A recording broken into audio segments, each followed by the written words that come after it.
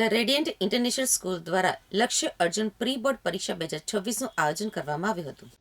આ વર્ષે pre board પરીક્ષામાં ધોરણ 10 અને 12 સાયન્સ કોમર્સના 1500 જેટલા ગુજરાતી અને અંગ્રેજી માધ્યમના વિદ્યાર્થીઓએ પરીક્ષામાં ઉત્સાહપૂર્વક ભાગ લઈ પરીક્ષા આપી હતી, જેમાં બાળકો દ્વારા 26મી ફેબ્રુઆરી 2026ના રોજ શરૂ થવા જઈ રહેલી પરીક્ષા માટેની પૂર્વ તૈયારી કરી હતી.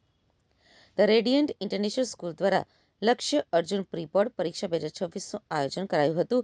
આ આયોજન છેલ્લા 5 વર્ષથી કરાઈ રહ્યું છે. આ વર્ષે પ્રી બોર્ડ પરીક્ષામાં ધોરણ 10 અને 12 સાયન્સ કોમર્સના 1500 જેટલા ગુજરાતી અને અંગ્રેજી માધ્યમના વિદ્યાર્થીઓએ પરીક્ષામાં ઉત્સાહપૂર્વક ભાગ લઈ પરીક્ષા આપી હતી. આ કાર્યક્રમમાં અન્ય 80 જેટલી શાળાના વિદ્યાર્થી કે જે અડાજણ, વેસુ, ઓલપાડ, કતારગામ, ડભોલી, વરાછા, તાળવાડી અને નાનપુરા જેવા વિસ્તારમાંથી રજીસ્ટર્ડ થયેલ અને સાથે જ તેમના માતા પિતા તેમજ શાળાના શિક્ષક, સ્ટાફ અને આચાર્ય પણ હાજર રહ્યા હતા. આ તમામ વિદ્યાર્થીઓને શાળા દ્વારા તૈયાર કરેલ પેપર સેટ ભેટ તરીકે આપ્યા હતા અને ચોકલેટ ખવડાવી મોઢું મીઠું કરાવ્યું હતું.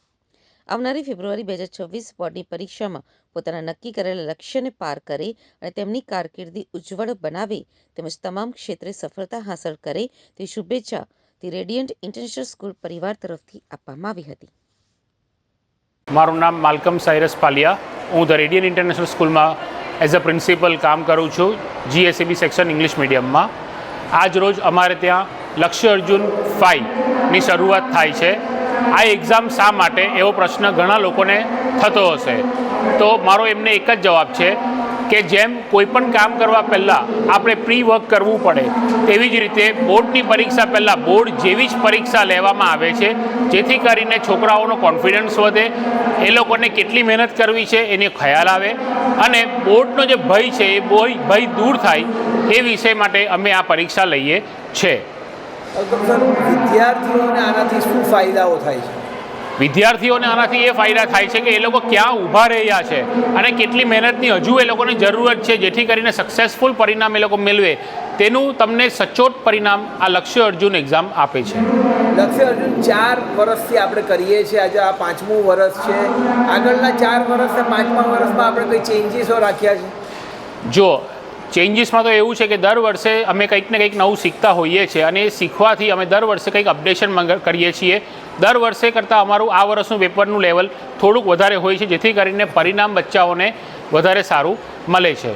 પહેલા વર્ષે અમારી પાસે જે બાળકો હતા એના કરતાં બીજા વર્ષે અમારા બાળકોમાં 300નો વધારો થયો અને હું ફક્રથી કહી શકું છું કે આ 5મા વર્ષે લક્ષ્ય અર્જુન 5ની અંદર અમારે ત્યાં 1000 શાળાના બાળકોનો વધારો થયો છે.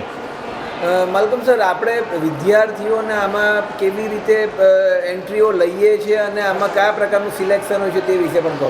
આમાં એન્ટ્રીમાં તો એવું કહીએ તો આપણે હરેક સ્કૂલની અંદર જઈએ છીએ, છોકરાઓને સમજાવીએ છીએ કે આ એક્ઝામ શા માટે મહત્ત્વપૂર્ણ છે. આમ તો બાળકો પોતાના સ્કૂલમાં એક્ઝામો આપતા જ હોય છે, પણ એ એક કમ્ફર્ટ ઝોન હોય છે. પોતાની સ્કૂલની બહાર નીકળી બીજી સ્કૂલમાં એક્ઝામ આપવું, બીજા માહોલમાં એક્ઝામ આપવું, જેથી કરીને એ લોકોને બોર્ડની એક્ઝામમાં પણ બીજે કશે જવાનું છે એનો અનુભવ મળે અને બાળકોને એક કોન્ફિડન્સ લેવલ વધે, એ સુધી આપણે આ લેતા છીએ. અંતમાં વિદ્યાર્થીઓને આ એક્ઝામ લક્ષ્ય અર્જુન માટે શું મેસેજ આપવા માંગો છો? વિદ્યાર્થીઓને મારી એક જ અપીલ છે કે આ એક્ઝામ તમે ખૂબ કોન્ફિડન્સથી લખો, ભય તમારો દૂર કરો અને ચોક્કસ રહો કે તમારે મહેનતથી બોર્ડના પરીક્ષામાં તમારું સારું પરિણામ લાવવાનું જ છે. હેલો એવરીવન, મારું નામ દીક્ષા મેહુલભાઈ પટેલ છે. હું ધ રેડિયન્ટ ઇન્ટરનેશનલ સ્કૂલની 10મા ધોરણની વિદ્યાર્થીની છું. દીકરા, આજે તારે લક્ષ્ય અર્જુનની પ્રથમવાર તે પરીક્ષા આપી છે, તારું પેપર કેવું રહ્યું? આજે મેં લક્ષ્ય અર્જુન પ્રી બોર્ડનું પહેલું પેપર જે ગુજરાતીનું હતું તે આપી છે. ખૂબ સરસ પેપર રહ્યું અને આના પરથી અમને બોર્ડની ટફનેસની ખબર પડી. આપણે જ્યારે આ પ્રથમવાર આજે પરીક્ષા આપી છે, બોર્ડનો માહોલ અહીંયા તમારા સ્કૂલમાં કેવો રહ્યો? અમારા ક્લાસનો આજનો બોર્ડનો માહોલ એકદમ ગવર્મેન્ટની જે પેલી બોર્ડ એક્ઝામ આવે છે એના જેવો જ હતો.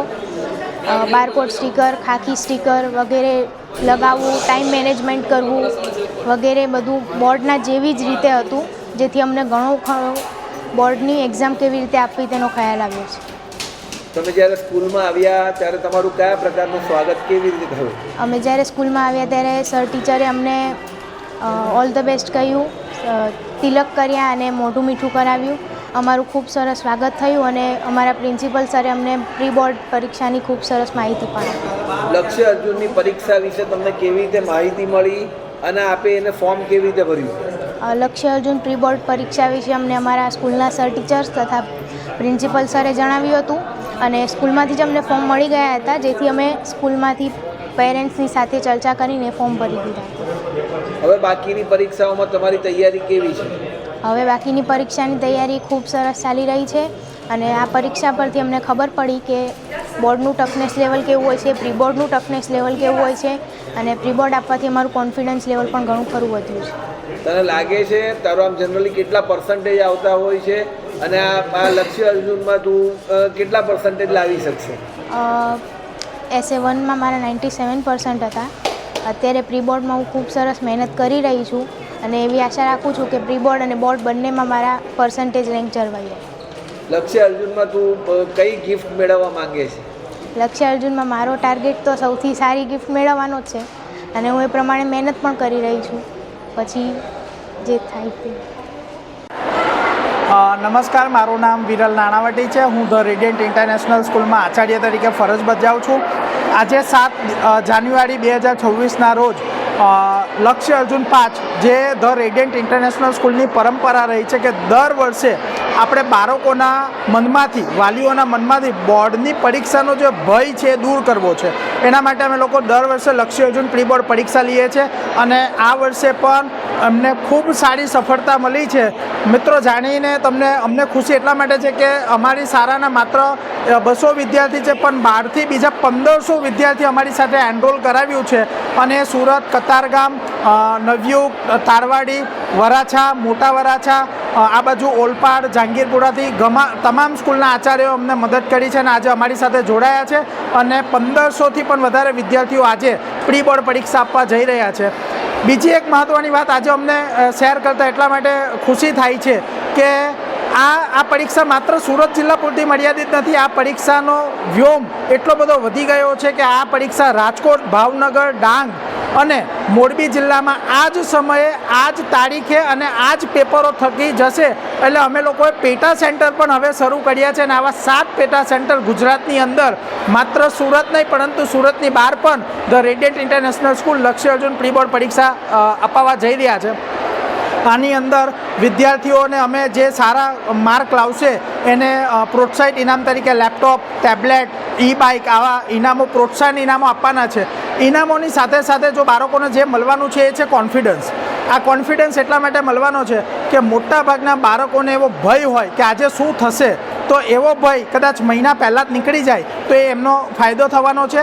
અને અમારા પહેલાં 4 અમારી જે લક્ષ્ય અર્જુન 1, 2, 3, 4 પરીક્ષા ગઈ એના અનુભવ પરથી આજે અમે કહીએ છીએ કે જે બાળક માનો કે આ પરીક્ષાની અંદર 60% લાવ્યો છે, બોર્ડની પરીક્ષામાં મિનિમમ એના 10થી 15% વધારો થયો છે, એટલે એ બાળક 70થી 75% સુધી પહોંચે છે.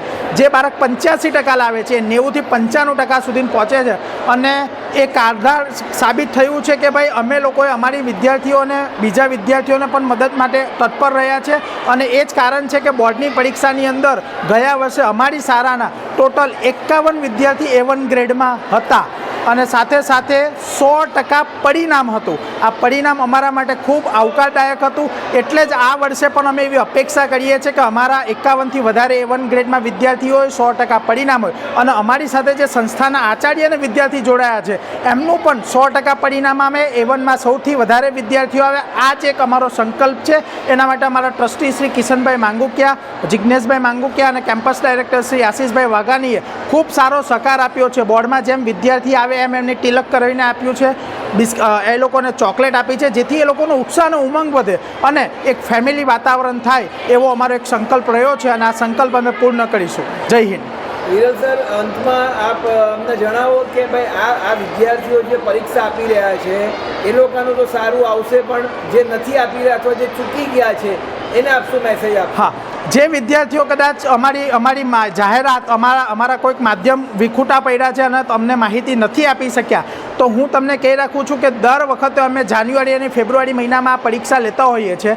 તો અમારી શાળાનો અવશ્ય સંપર્ક કરો. અને વધુમાં ભલે પરીક્ષા ચૂકી ગયા મિત્રો, આજની જે પરીક્ષા લેવાયા એના પેપર તમે અમારી સંસ્થાની ગમે ત્યારે મુલાકાત લેજો. તમને વિના મૂલ્યે પેપર પ્રેક્ટિસ માટે આપીશું વિથ સોલ્યુશન. એટલે કદાચ તમે પરીક્ષા નથી આપી શક્યા, કોઈ વાંધો નહીં, પેપર લઈ જાઓ, ઘરે જાતે પ્રેક્ટિસ કરો અને એનું મૂલ્યાંકન કરવા માટે પુરવણી અમારી શાળાના શિક્ષકોને આપી જાઓ. એ તમને વિના મૂલ્યે મૂલ્યાંકન અને રિઝલ્ટ બનાવી આપશે, જેથી તમને ખબર પડે કે અમારે શું સુધારો કરવો જોઈએ, શું અંદર પ્રગતિ કરવાની છે, શું બાબતો સુધારવાની છે. વધુમાં જે વિદ્યાર્થી ચૂકાઈ ગયું છે એને હજુ એક તક આપીએ છીએ કે ભાઈ તમને એવું લાગે કે હજુ અમારે સારા પેપરની તૈયારી કરવી છે, તો ધ રેડિયન્ટ ઇન્ટરનેશનલ સ્કૂલ પોતાના બનાવેલા પેપર સેટ વિદ્યાર્થીઓને વિના મૂલ્યે આપે છે, જેની અંદર 5 પેપર છે. આ 5 પેપર પણ કરશો ને તો તમારા સારા પરિણામ માટે તમે